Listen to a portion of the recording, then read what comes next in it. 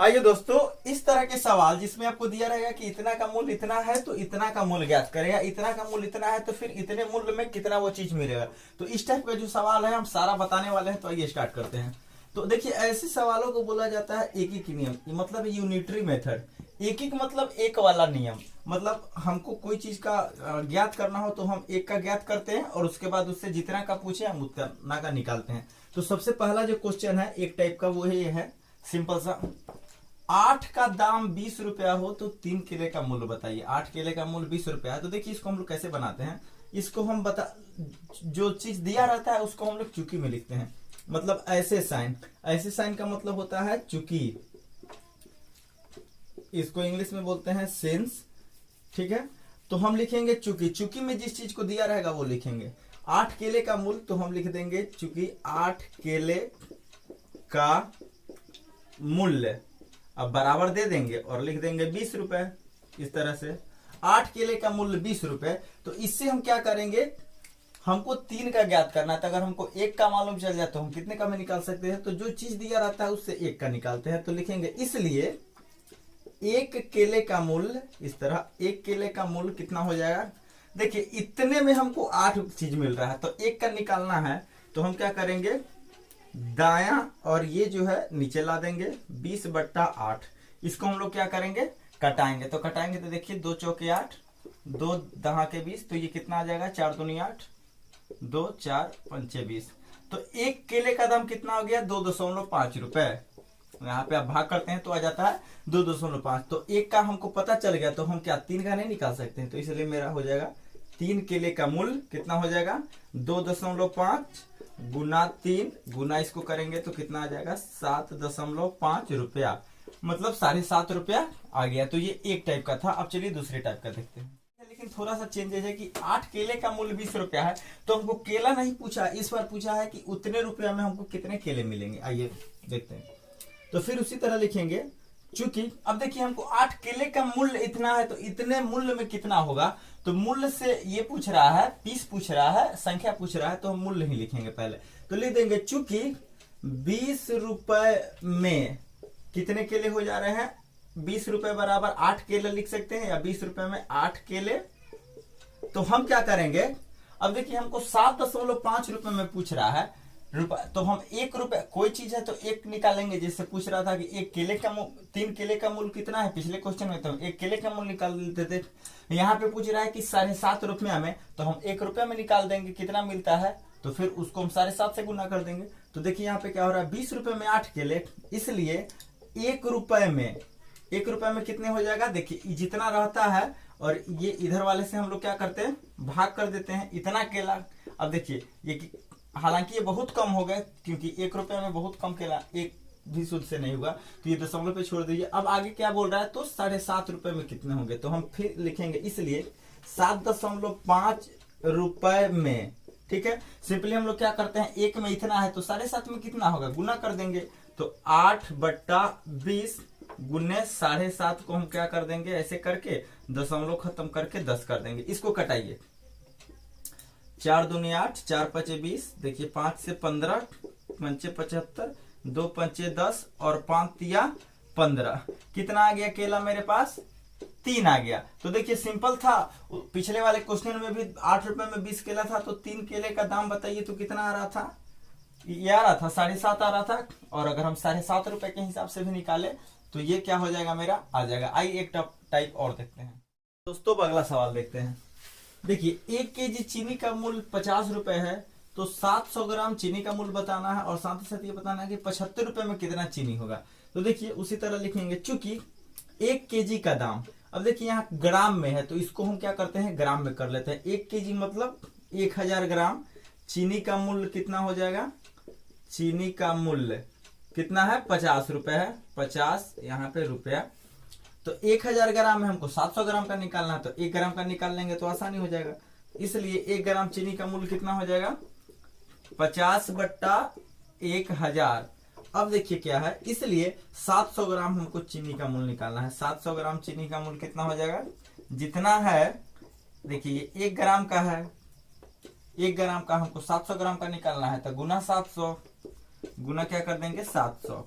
देखिए 2 1 3 0 से ये 3 0 कट जाता है तो मेरा कितना आ जाएगा 35। मतलब क्या हो गया कि 700 ग्राम चीनी का मूल्य कितना हो जाएगा 35 रुपया। अब देखिए ये नेक्स्ट जो है ये बन गया 75 रुपए में कितनी चीनी मिलेगी। तो हम देखिए 1 रुपए में निकाल लेंगे, तो 1 रुपए में निकालने के लिए इधर रखेंगे। हमको क्या दे रहा है, चूंकि पलट देंगे इसको, 50 रुपए में 1 केजी चीनी मतलब 1000 ग्राम चीनी मिल रहा है। अब देखिए इसको हम 50 रुपए में 1 किलो चीनी नहीं लिखेंगे, क्यों? क्योंकि हमको 50 रुपया में जो है 1 किलो मिल रहा है। तो यहाँ पे देखिए, अगर मान लीजिए यहाँ पे हम आपको समझाने के लिए उसी टाइप से लिख देते हैं। पहले 35 रुपया में पूछेगा 35 रुपया में कितना चीनी, तो 1000 से 1 किलो से कम आएगा, तो 1 किलो से कम आएगा यानी 1000 ग्राम से कम आएगा, इसलिए हम इसको 1000 में बदल लिए हैं। 50 रुपए में 1000 चीनी, इसलिए 1 रुपए में कितना हो जाएगा, 1 रुपए में 1000 बट्टा 50 ग्राम चीनी। ये चीनी है तो इसलिए क्या लिखेंगे ग्राम में, इसलिए कितना है 35 रुपए में। तो 35 रुपए में 1 रुपए में मेरा इतना है, तो 35 रुपए में क्या करेंगे, गुना कर देंगे 1000 बट्टा 50 गुना 35। अब देखिए इसको ऊपर लिख लेते हैं, क्या था मेरा 1000 गुना 50 बट्टा 35, 5 से कटाते हैं तो आप इसको भाग करेंगे 1 2 3 और ये कितना है 4, 7 एकम 7, 3 7 चौके 28, 2 7 दूनी 14 और 6 7 8 56 और 4.7 पचे 35। तो इतना क्या हो जाएगा आपका ग्राम आंसर। ठीक है, ये था। अब एक नेक्स्ट सवाल, आइए एक लास्ट टाइप देखते हैं। देखिए वो जो टाइप था वो क्या था कि बढ़ रहा था, मतलब एक के बढ़ने पे वो दूसरा बढ़ रहा था, तो उसको बोलते हैं समानुपाती, और ये है व्युत्क्रमानुपाती। मतलब क्या है समझाते हैं, अगर एक कलम का दाम 5 है तो 2 का 10, 3 का 15 ऐसे बढ़ेगा। लेकिन ये उल्टा है, उल्टा कैसे है आइए देखते हैं, इसलिए इसको बोलते हैं व्युत्क्रमानुपाती वाला हिसाब। देखिए 5 आदमी एक गड्ढा को 10 दिन में खोदते हैं। सोचिए 5 आदमी हैं तो 10 दिन लगाया, तो 10 आदमी कितने दिन में खोदेंगे। तो आप ऐसे कर, अगर आप बनाइएगा तो आप कैसे बनाते, 5 आदमी है, 5 आदमी 10 दिन में खोदते हैं, 10 दिन में खोदते हैं, तो एक आदमी 10 बट्टा 5 बराबर 2 दिन में खोदेंगे, तो 10 आदमी कितने दिन में खोदेंगे, 2 गुना 10 बराबर 20 दिन में। आ गया आंसर, गलत आ गया। जरा सोचिए कि 5 आदमी एक गड्ढा 10 दिन में खोद दे रहा है, 5 आदमी 10 दिन में, तो क्या 10 आदमी 20 दिन लगाएगा, तो ये तो गलत हो गया। ऐसा पूछा तो अब क्या करेंगे, तो अब देखिए इसका क्या है बताते हैं। तो इस तरह का आपको थोड़ा सा ध्यान देना होगा कि जब एक बढ़ता है तो दूसरा घटता है, इसको बोलते हैं व्युत्क्रमानुपाती नियम। ये स्पेशली आदमी वाला मतलब काम वाला चीजों में आएगा, बाकी में आपका वो रहेगा जो हम पीछा बताए हैं। तो इसको हम क्या करते हैं, अब देखिए इसमें भी वही चीज है, 10 आदमी का हमको निकालना है तो हम 1 आदमी का निकालेंगे।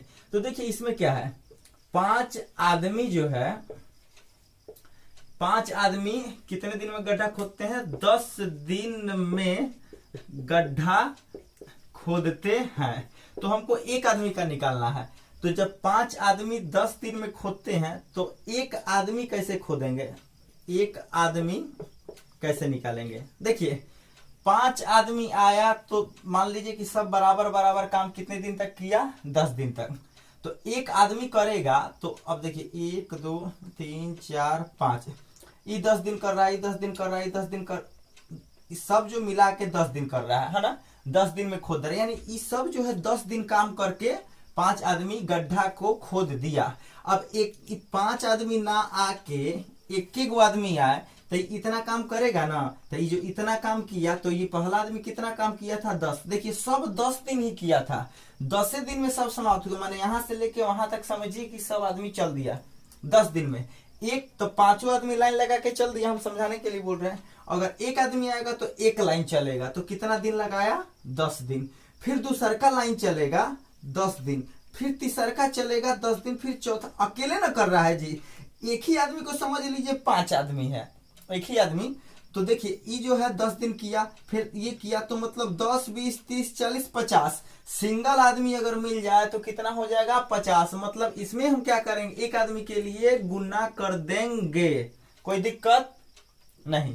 तो एक आदमी अगर जो है वो कितना तक करेगा, तो 10 गुना 5 यानी कि बराबर 50 दिन में करेगा, 50 दिन में गड्ढा को खोदेगा। समझ गए? ज्यादा दिमाग पर प्रेशर नहीं दीजिए, जो बताया समझ लीजिए, सिंपल इसमें गुना करेंगे। तो एक आदमी कितने दिनों में करेगा, 50 दिनों में। तो 10 आदमी कितने दिनों में करेगा, तो अब क्या करेंगे, एक आदमी 50 दिनों में कर रहा है तो 10 आदमी, अब देखिए यहां गलती मत कीजिएगा, गुना मत कीजिएगा, यहां पे क्या कीजिएगा, एक आदमी 50 दिन में कर रहा है, अब 10 आदमी आ गए, यानी कि 10 आदमी में बटा जाएगा दिन, एक आदमी 50 ले रहा है तो 10 आदमी में बट जाएगा, तो हम क्या करेंगे बट्टा 10 कर देंगे, यानी कितना दिन में काम खत्म हो जाएगा, 5 दिनों में। देखिए 5 आदमी एक गड्ढा 10 दिन में खोदेंगे तो 10 आदमी 5 दिनों में, 5 आदमी 10 दिन में खोद रहे हैं, अगर हम आदमी बढ़ा दे 10 आदमी कर दे तो काम जल्दी है ना खत्म हो जाएगा अधिया में। इसका हम दोगुना स्पीड कर देंगे तो वो काम आधा, समझ रहे हैं? तो ये था व्युत्क्रमानुपाती नियम, इसको आप लोग देख लीजिए। तो दोस्तों ये था एक एक नियम जिसमें समानुपाती और व्युत्क्रमानुपाती वाला चलता है। तो ये जो कि छठा सातवां आठवां ये सब में आपको मिल जाएगा, और जैसे आप आगे जाएंगे कंपटीशन की क्लासों में तो आपको थोड़ा हार्ड मिलेगा, और वहां पे आपको ट्रिकी वाला ये सब पढ़ेंगे। तो ये सिंपल था, बिल्कुल बेसिक था। तो वीडियो कैसा लगा कमेंट करके बताएं। मिलते हैं अगले वीडियो में दोस्तों, तब तक के लिए थैंक यू।